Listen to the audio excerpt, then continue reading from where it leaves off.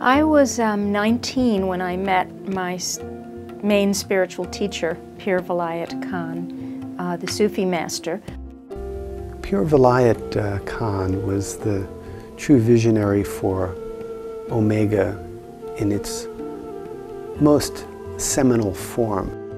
He's like the third co-founder. He's the visionary co-founder. I considered him a very deep friend, a teacher along the path.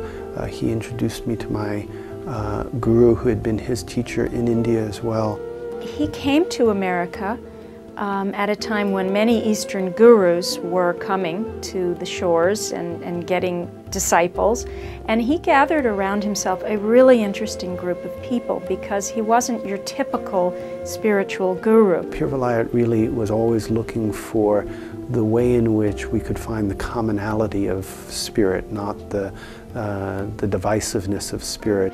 He was more like a university professor. He spoke 8 languages fluently. His father was an Indian spiritual master, and his mother was American. And he was born in Paris and raised in Paris, and studied classical Western music and philosophy while still being steeped in Buddhist and Hindu and Sufi traditions. Though he was a Sufi teacher, any of the prayer ceremonies or spiritual teachings he gave really was an honoring of all the great traditions, from Christianity to Islam to Judaism to Zoroastrianism, Buddhism, Hinduism, Native American cultures. He fought as a pilot in World War II, and by the time he came to the United States and there were all these young hippie kids looking for wisdom from gurus, he had a very different message to give, and therefore he attracted really interesting people around him who didn't just want to do navel-gazing meditation, but were really curious about many aspects of the world.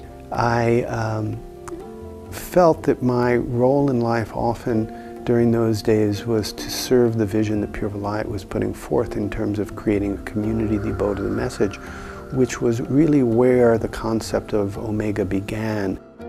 Being in his presence at such a young age, starting at 19 and going until his death a couple of years ago, absolutely made me who I am.